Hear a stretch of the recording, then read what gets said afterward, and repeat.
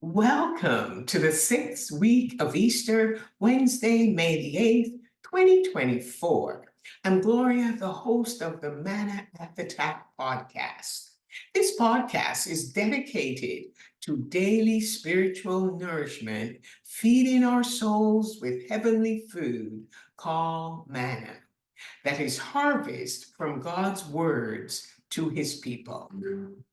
Moses led the people into the wilderness so they could pause and listen to God's words and what he had to in store for their future after they left Egypt. Today's lectionary text continues in Deuteronomy chapter 11, and the highlights from yesterday's readings are that God asks the people to love him, guard his rules and regulations well, and obey his commands for the rest of their lives.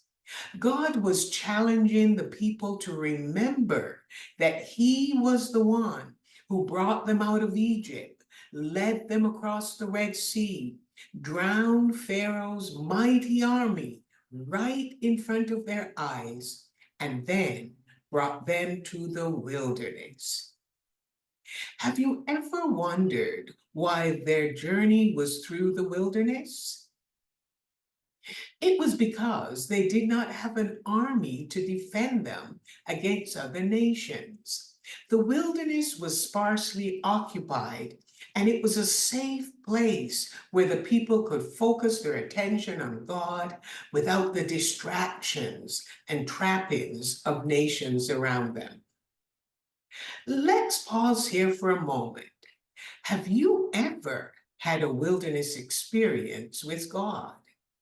It can be very intense. One has to depend on God for shelter, food, and water. And one will face struggles as you move through victories and bitter complaining, sometimes putting on rosy glasses about the past. The secret to a wilderness experience is Deuteronomy chapter 11, verse 1.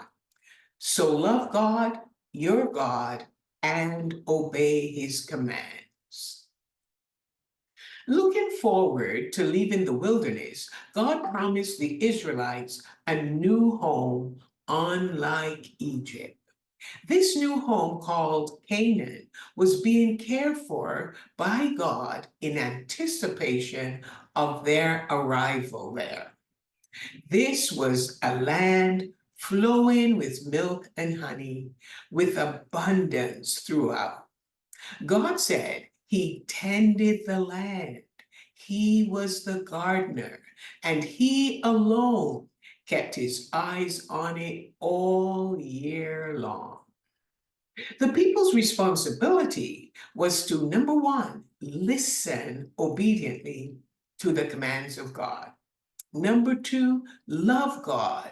And number three, serve him with everything they had.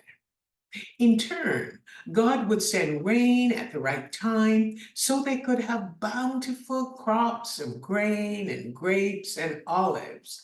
And God would make sure there would be plenty of grass for their animals and plenty of food for the people to eat. But there was a caveat to all that God promised. The people were to be vigilant. They had to be aware of being seduced and end up serving and worshiping other gods. Before long, the blessings of God would seem like a curse, and in no time, disaster would befall them.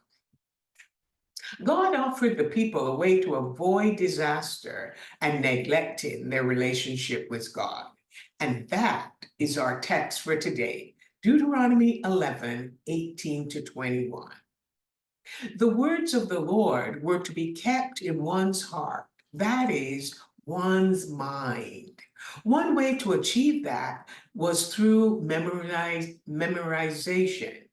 Another way was for the people to bind them as a sign on their hand, which means to give them your attention.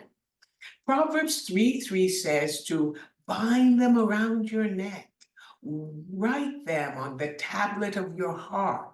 Place them on your heart and get them deep inside of you. God's words were to be constantly in view in every circumstance of their lives. This love language is not about private feelings or emotions, but about loving God and our neighbor with our words and our actions daily. It must be a daily practice. After you, the parent, have learned them, you can teach them to your children. Speak openly about God's words wherever you are, whether sitting at home or walking in the street. You can talk about God's words from the time you get up until you fall into bed at night. And for Jewish families who take these words literally, they inscribe them on the doorposts and gates of their homes. Today, we are at the crossroads of blessing and curse. It is a curse if we don't pay attention and we leave the road God commands, following other gods of which we know nothing. The blessing: listen and obey God's commands. Let the words of God sink deep inside your heart. It is a choice each of us must make daily.